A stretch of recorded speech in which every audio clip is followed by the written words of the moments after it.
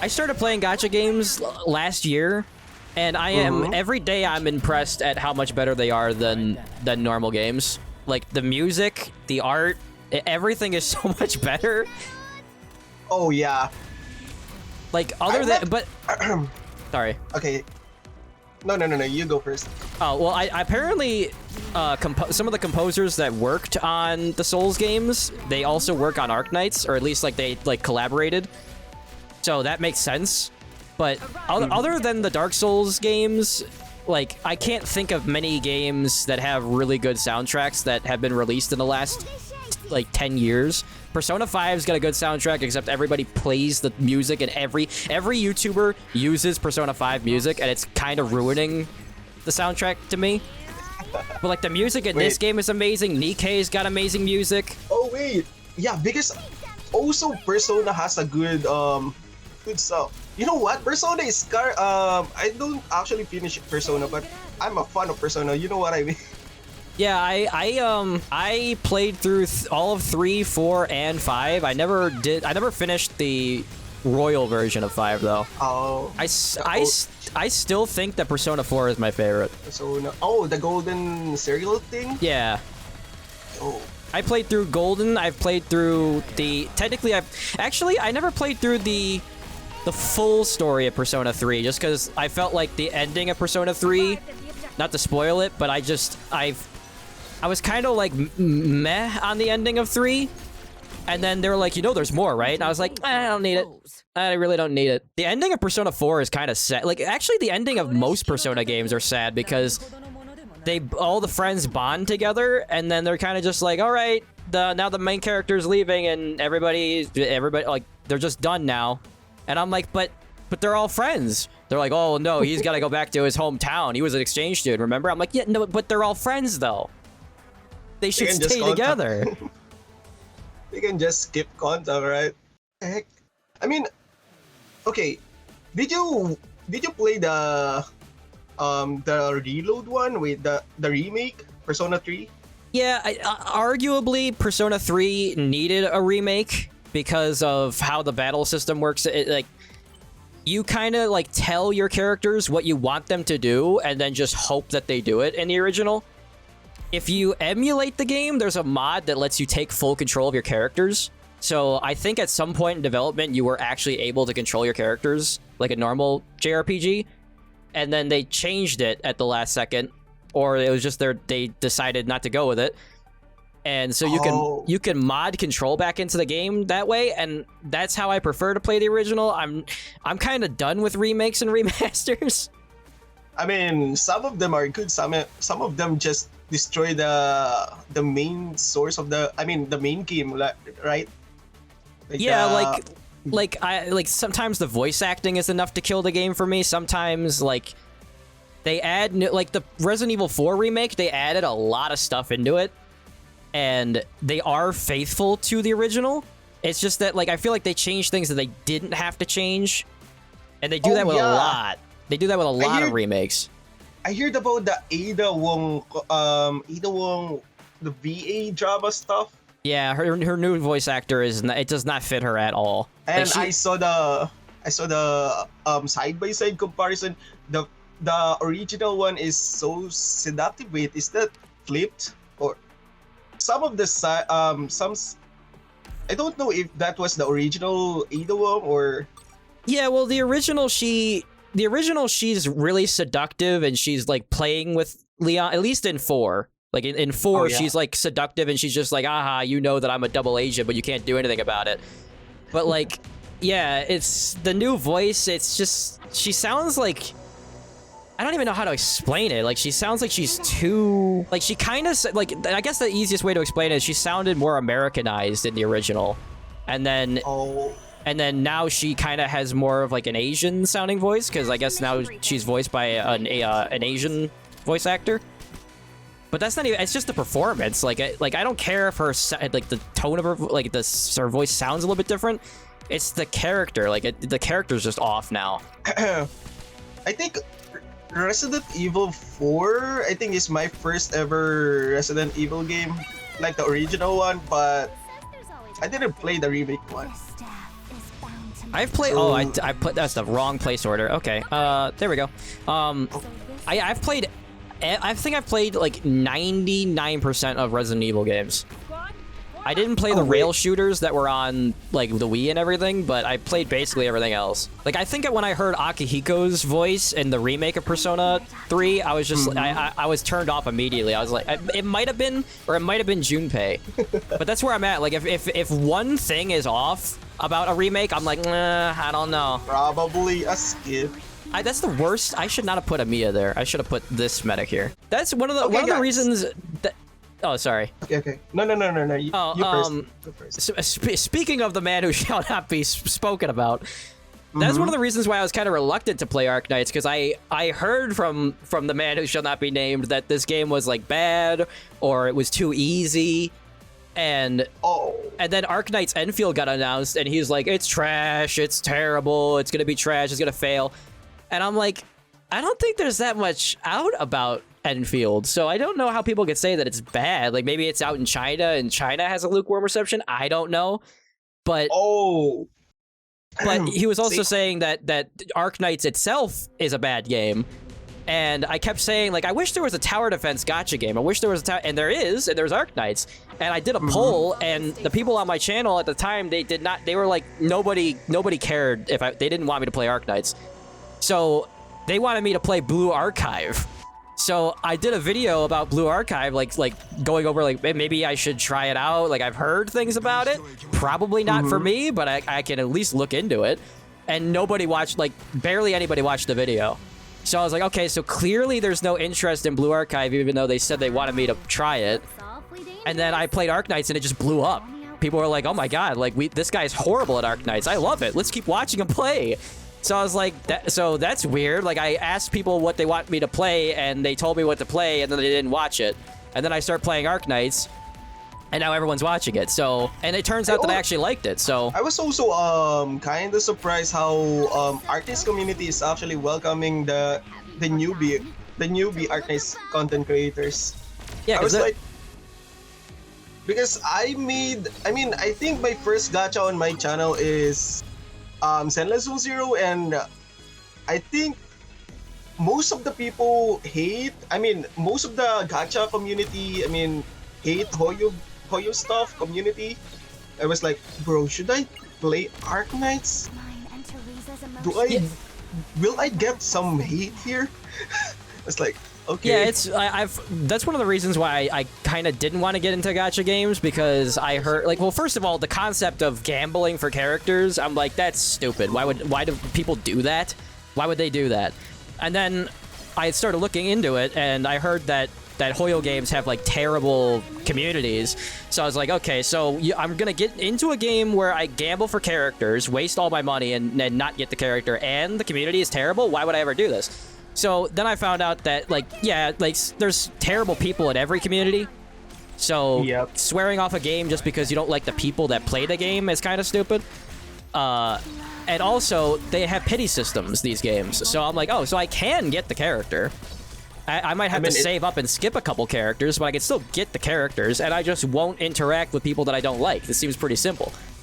It's not the end of the world if you don't get the limited character. Yeah, because there'll be a new limited character. But I think what do you think about because I play Wuthering Waves and I play Genshin Impact, so, and I pretty know all the nook and cranny of the games. I was like, yo, they are fighting to each other. I mean, why not enjoy both games? Yeah, like, the only thing so there's way too many games, so it's really hard to play all of them. So I can understand why people are just like I don't like Wuthering Waves, so I'm not gonna play it. I don't have time for it. Like, sure, it's okay, but I prefer other games. Like, I can understand those arguments, but yeah, you could just, if you like Genshin and Wuthering Waves, you just play both. I can handle this on my own. Yep. And I mean, the only thing I don't like about Genshin is I can't skip the cutscenes. If I could skip the cutscenes, I would play. I mean, that's the thing. Like, if people were like, hey, play Genshin Impact, I would totally play it. The problem is I would be asleep for half the video because I can't skip the cutscenes. And also, Paimon is actually talking like 24/7 instead of Lumen or MC. Yeah, it's like I can't stand like I don't mind a cutesy character. Yep. I just don't want to be forced to, because that's the thing, like video games are video games. Like unless you're playing, if I sign up to play a Metal Gear Solid game, I assume that most of the game is story. I know what I'm signing up for. But like when you have Honkai Star Rail, you're like, I really want to, you know, fight the next boss. I really want to, and they're like, nope, you have an 8-hour cutscene. Like Aventurine's story quest was like 8 hours long. It felt like some people were saying that it was actually 8 hours long, and I was like, I can't do this, dude. I had to have it in the background while I played everything and anything else. Bro, to be honest, on HSR, I'm currently still on the middle of Penacony. I felt like Penacony was pretty good, but then they're like, let's go back to the Zhenjiao Liu, how you say it. And I was like, we already did this though. Like, can we get a new world, please? A new character. I mean, they are still releasing characters that I like. Like Rappa is insane. I got Ling Sha. Yeah. And the Zenless Zone Zero's characters are unbelievably amazing, but nobody watches nobody watches Zenless Zone content unless you're already a big name. I still do it though. Like whenever like I'm trying to level my characters up so I can do Shiyu defense and do a video about that and show off how terrible my account is. But I lost the 50-50 to Yanagi, and I finally got Grace. So I was like, all right, that's actually not a loss. That's actually good. But now I have to build 2 characters, and my characters are so underbuilt. I'm like, I'm never gonna be able to make any content for this game. Also, the good thing about Zenless Zone Zero is the coffee machine, the coffee mechanic. It gives you 80 energy, which is super nice. And also, if you guys don't know, viewers, I'm actually a Hoyo creator. You guys don't know that. I was. Sorry. Okay, no. You go first. No, I interrupt. I'm yapping too much. Okay, I'm a Hoyo creator, and probably some of you guys might say, "Yo, he's a Hoyo creator, but are you sim to Hoyo games?" Nah. I was like, I play my own game. Like, if they kick me on that, they kick me in that program, it's okay. Oh, you're actually in you're in the creator program for them? Hoyo creators, not the Genshin Impact NDA stuff. Yeah. Yeah, I was surprised. I figured that they would only give that, because I hear about some of like the big creators, like sometimes they just don't get access for a week or so, or like a cycle, I guess, like an update cycle. And then a different creator will be in. You mean the advanced server stuff? Yeah, like the content where you can, you know, activate all your eidolons and just test out characters and stuff. I can actually confirm that, but anyways. Like, I don't know why. Okay. Like, I don't know if it's just to be fair and just give everybody a chance, or if it's like if somebody like broke NDA or something and they can't be trusted anymore, so they give it to somebody else. Yeah.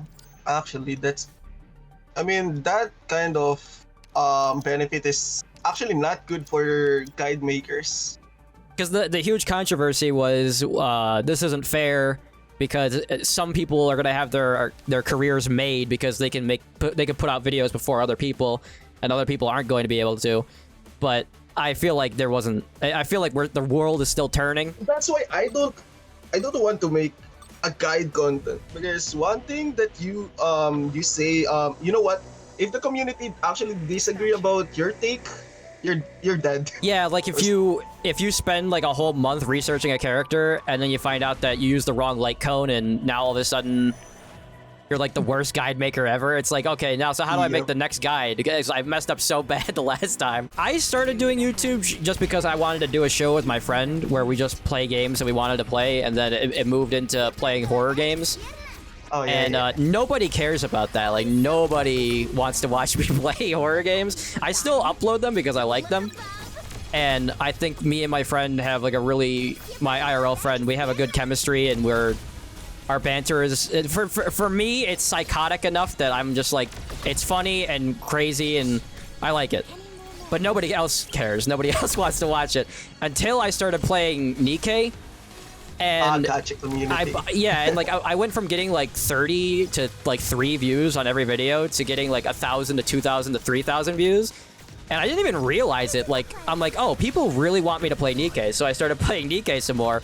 But yeah, like, I feel there's not a whole lot you can do in Nikke besides talk about the new characters that are coming out.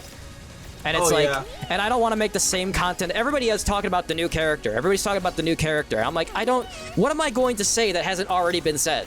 Especially with Nikke characters, it's like, oh wow, this character's got a lot of fan service. It's like, yeah, it's great. I like the fan service, but how many times can you say I really like the fan service on this character? How many times can you say this character's gonna be good, this character's gonna be bad? It's not entertaining. Then like, if you're not reaching some kind of threshold, they will say, you're falling out or something. Even I feel like that sometimes. Like I'll look at a video and I'll be like, why didn't that video do well? And then the next video will blow up, or, you know, like blow up for me, as a like comparatively for me. Like blowing up for other people is like 5 million views. Blowing up for me is like I got an extra 30 views, and I'm perfectly fine with it. It's just that, yeah, like when people are like demanding that you put out content, and it's like there's no like. All you can really do in Nikke is gamble. That's all you can really do. Like, and if you have the best characters and you've been playing for a while, then you do the raids that open up once in a while. But there's not a whole lot of content. This game is flooded with content. Star Rail is flooded with content. Genshin is flooded with content. And you could say that, well, Nikke is only 2 years old. You can't expect it to have a lot of content. It doesn't have a lot of content for a game that's 2 years old. It's got a good story, I'm told. But it has some good and fan service. It's got some good plot and story. The plot, yeah. Exactly, the plot. But I never... Did I play Nikke? I think I played Nikke when it launched, but I dropped it. Yeah, that's like, it's, you know, it has a lot of potential. It just, there's just nothing really going on in it right now other than new character releases. Like, I mean, they've been advertising the Champion Arena for 2 years at this point, and it's still not in the game. Wait, it's still not in the game? Yeah, and it's just crazy. It's like a meme at this point. Yeah, but it like the amount of content in this game, it reminds me of Star Rail. When I first started playing Star Rail, the amount of content in that game, it feels like I started playing like maybe like 4. I missed the Kafka or the first time the Kafka ran. I started playing immediately after that. I think did Seela come out right after Kafka? Wait, did you start with the Chinese theme map? Yeah. Because I remember I got to the end of Bellabog, and I was like, so that must be like the end. Like because it was like a final boss of like a $60 retail game. Like there was so much content before that, and then I finished it, and the game just kept going, and I was like, how much content does this game have for being out for 6 months? Like this is incredible. Why does a gacha game have this much content 6 months in? And then when you okay. Oh, then I got to the Jinzhao Liao. I can't even say the name of the place. I got to that, and it just kept going, and going and going until I think I ran out of content after you fight Fu Zhuan. Oh, okay. And I was just like, this game has so much content, and then I didn't even pull any characters until Topaz came out. Topaz and Jingliu. And then when they came out, I pulled both of them. And then it was just downhill from there, because I was like, okay, well now I got to get all the characters that I want. And also, speaking of HSR, did you see the new character? Oh, Aglia? Is that how you say your name? Yeah. A whole new... I didn't realize that there were no Remembrance characters until now. Yeah, I know, right? Because there's a lot of Remembrance enemies. I don't even know what Remembrance does. The freeze? I think that's freeze. Oh, I think that's stuff. Yeah, because I only know it because of Simulated Universe. and I never picked any of the traits. Like, it was like against frozen characters, I'm like, well, I'm not freezing anybody, so I'm not using that. But like they announced, I mean, I get, is it really a spoiler if they just announced the Tingyuan? Oh, the Tingyuan 5-star? Yeah. I mean, they announced it, so I guess it's not really a spoiler. So, it's already drip marketed, I think. But I thought she was the next character. Oh yeah, it is the fog. Okay, freak. I'm not cursing, guys. The name of Fug or Fouge or yeah. Fog. Okay, freak. Yeah, that will be the character for the next patch. Yeah, because I was saving up for her, but now I'm like, great, now I have to save up for 2 characters. Yep. 3.0 is insane. Yeah, well that's my entire sorry. No. You go first. You go. That's my entire philosophy for content creation. Like I will never be a millionaire, and I don't need $1 million.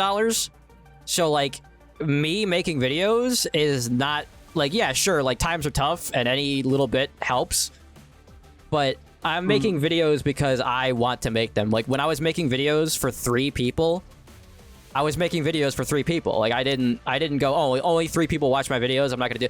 If it cost me $100 to make a video and I didn't make any money off of it, then yeah, I'm gonna go broke doing this. But I started making videos because I wanted to make videos. So I'm not going to force myself to do something I don't want to do because it's just not gonna make good content. Yeah, because the society needs it. But I mean, you do you. Like, if you like something, go do that.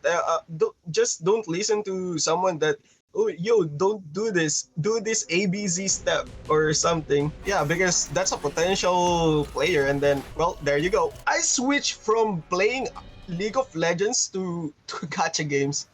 And I'm from a community that actually League of Legends versus Dota or something. So every game has elitists. You can't remove them. I had to stop.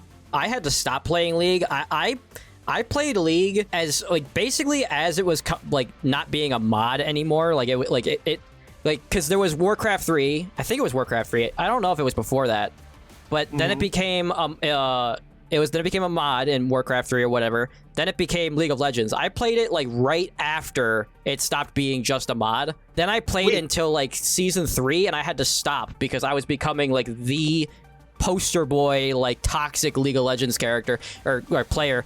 I was the kind of person where like what my friend tower dove one time, like just playing around, and I screamed at him and I said, I can't play this game with you anymore. You're terrible. What are you doing? You're like, you know, I said like horrible things about him, and he took it.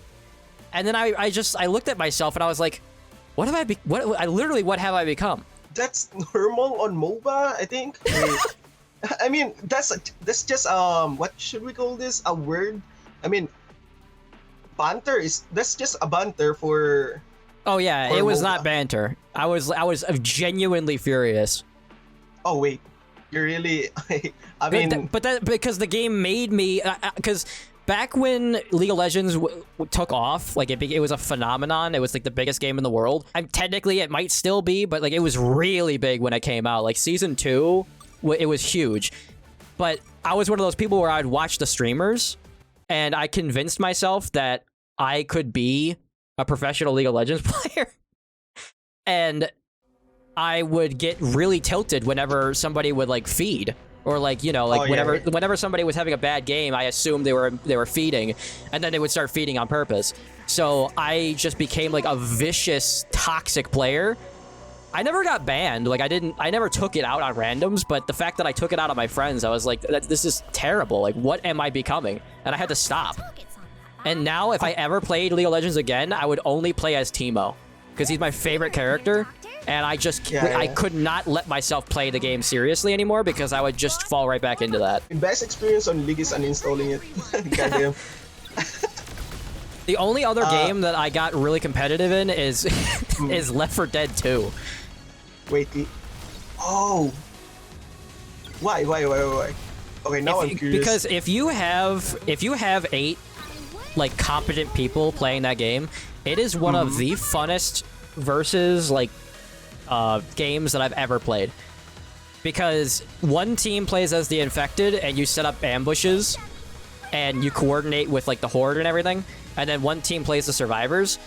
And it is so much fun when you have 8 people that know the ins and outs of every single special infected and everything.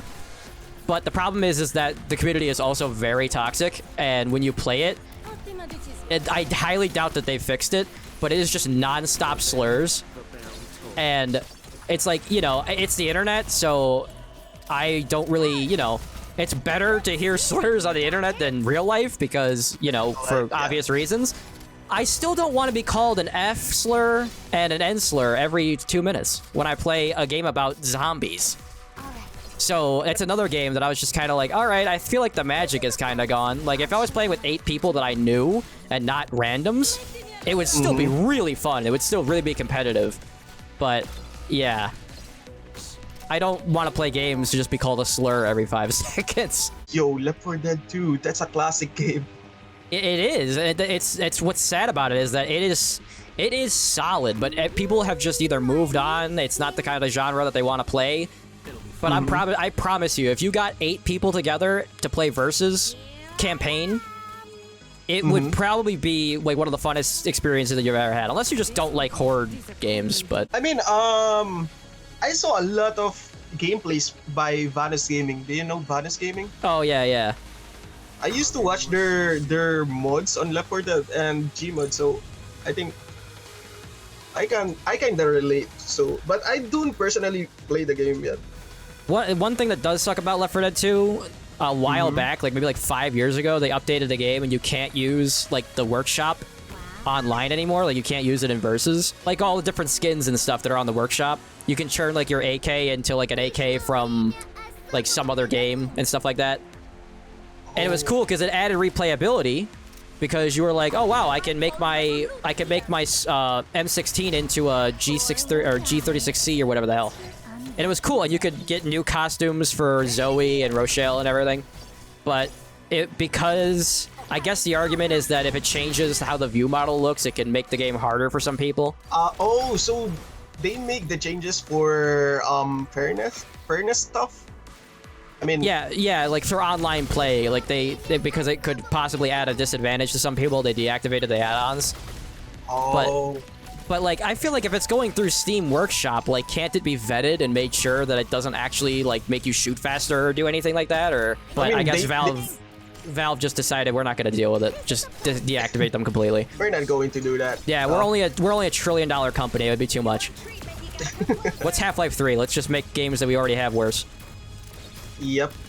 Just make don't make a game and yeah, let the publisher do their thing. Stuff. Even Team Fortress 2, it was like unplayable for a while because of bots, and they just now fixed it. They almost have the iconic stuff like Team Fortress 2, Dota. Wait, Dota is Valve or? Yeah, I think they bought the rights to it like 10 years ago. They have like iconic stuff. Yeah, I still watch videos about Half-Life 2 like daily. Whenever there's nothing going on, I'm just like, I wonder if anybody found anything, like any weird detail about Half-Life in the last 20 years. Oh, there's like 6 more videos. Oh yeah, why did they not make Half-Life 3?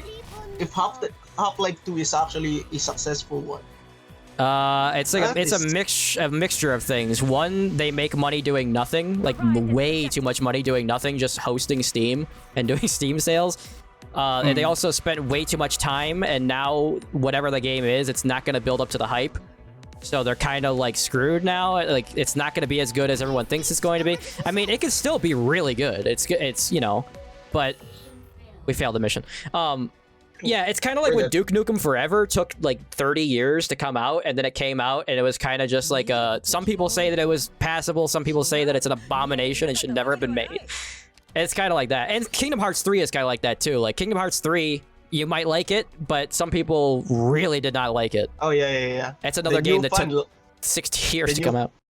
The new fan likes it, and the old one is doesn't like it. It's a typical trilogy stuff. Yeah, because when Kingdom Hearts 2, after Kingdom Hearts 2, when Disney bought Star Wars and everything, we were like, oh my god, we're gonna have Star Wars in Kingdom Hearts. We're gonna have a lightsaber Keyblade. This is gonna be lit. This is gonna be you know, whatever the new word that the kids say. And yeah, we did not get Star Wars. We got Frozen, and people were like, I'm too old for Frozen. So what am I supposed to do with this new Kingdom Hearts game? At least they got Pirates of the Caribbean, like the open world sailing, but Frozen. Wait, Frozen is on Kingdom Hearts? Yeah, Kingdom Hearts 3, there's a Frozen world. But if I remember correctly, the reason why people hated it was that it was basically you climb up the mountain and then you go into the palace or whatever, and then you go back down the mountain, and then the world is over. And it also does... I feel like Kingdom Hearts 2 is one of the best sequels ever made. And one of the things that I loved about Kingdom Hearts 2 is that once you completed the worlds had a second episode, and you had to go back to the world. And arguably, the second time you go back is better than the first time. Like, in the Beauty and the Beast world had another boss you had to fight. Like, there was always another boss you had to fight, and the boss was almost always better than the first boss. I think Mulan's level was crazy with the dragon that you had to fly up on top of and whack its head and everything. I'm like, this game is incredible. It's amazing. It's a game changer. Yeah, and then in the third game, you don't go back to the worlds. I don't remember. I think you don't go back to the worlds. It's been a while since that game. Like, the game came out in like 2020. And I only played through it once, so I might be wrong about that, but I feel like you only did the worlds once. That was kind of a letdown. But it also just suffers from the second game was just so good, and they waited so long to make a next one because they kept making all the spin-offs. And they were like, you need to have a 3DS, a PSP, you have to have a Nokia, you have to to play all these spin-offs, and people were like, where's the third game? And it's the same thing with Half-Life. They spent so much time. The only time I played Kingdom Hearts is on PS2. I don't know which Kingdom Hearts is that, but Kingdom Hearts 2 was such an upgrade from the first game in almost every way. I mean, it was easier, but I mean, if you play on critical mode, that game could really test you. Kingdom Hearts is a hack and slash, right? Yeah, it's like a mix. It's like kind of trying to be. If you played Final Fantasy 14. It's kind of like that, where, except that you can't pause. I think you could pause time in 14, but you can't pause time in Kingdom Hearts. You have to actually, I guess you'll build the left side. You can build that, and then I guess I'll try to build these walls. Yep. Yeah, it's kind of like, it was kind of awkward in Kingdom Hearts 2 because you had to use the D-pad to move down to items and magic, and then you would spam X button to do normal attacks.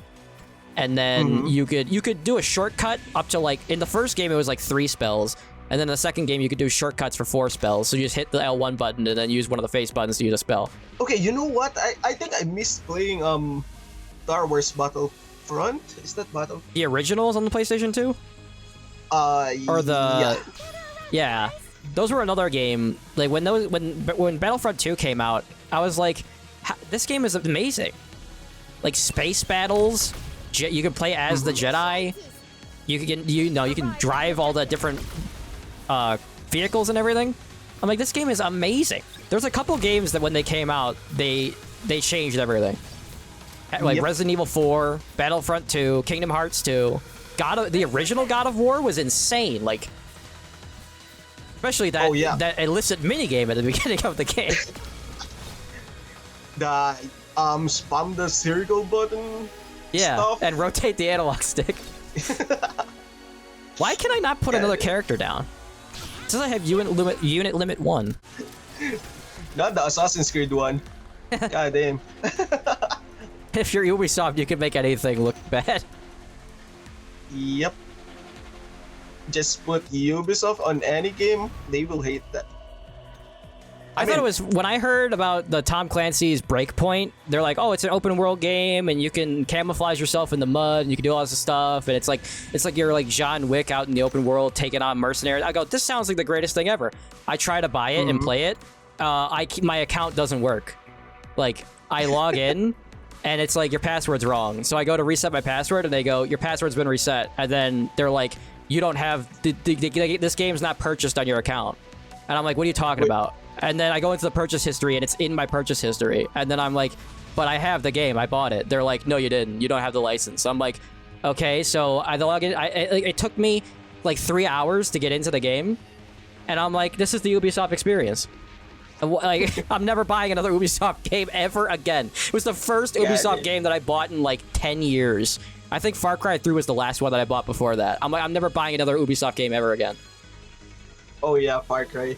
That's a masterpiece series. But I think, is that Ubisoft? The Rainbow Six stuff? Yeah. Ubisoft is Rainbow Six, right? I mean, publish them. They publish them.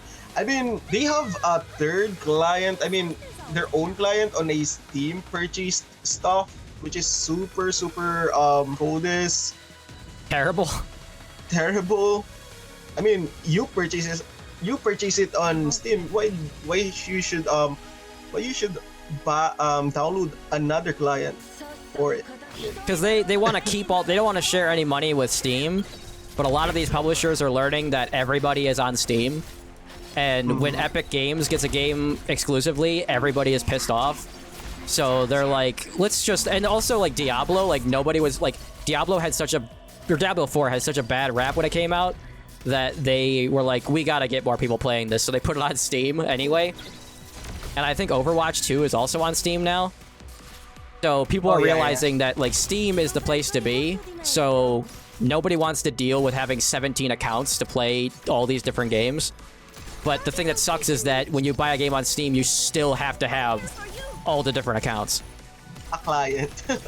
Yeah, like Red Dead Redemption 2. I bought it on the PlayStation 4 and PC, and you have to have a Rockstar Game account to play it on the PC. And I'm like, I can't. I'm so sick of this. I don't really know why they do that.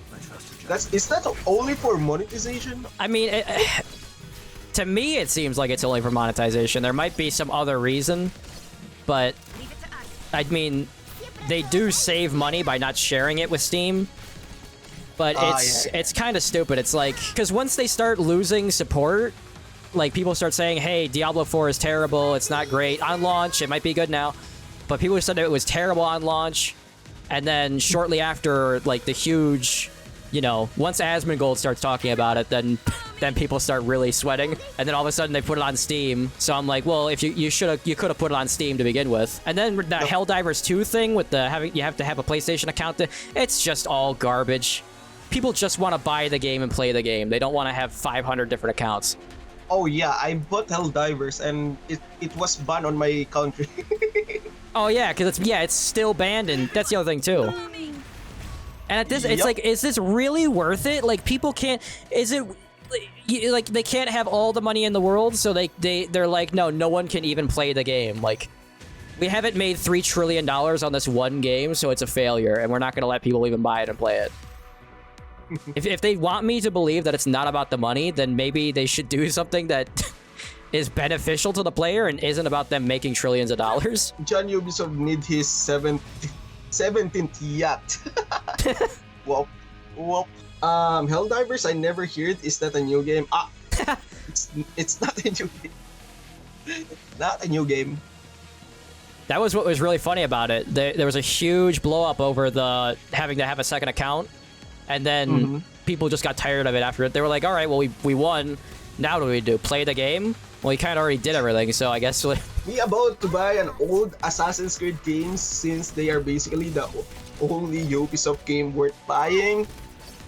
I mean, the old Assassin's Creed are super nice, like Black Flag or... I think everybody says Black Flag's the best. Yep. That is Black Flag is a very dangerous word, and you have to say it very slowly. I played the first Assassin's Creed, and then my save file got corrupted, and that's my entire experience with Assassin's Creed. Wait, not a great story, but that's my story. the first one from PS2? No, 360. Oh, 360. The real Oh, OGs wait. remember the Daxter game on PSP. Oh yeah, Daxter games. And also, let's not forget about SpongeBob. And also Danny Phantom 1. Oh my god, those Nicktoons, like, action RPG crossover games? Yep. Those were insane. You really mean- don't know what you got until it's gone.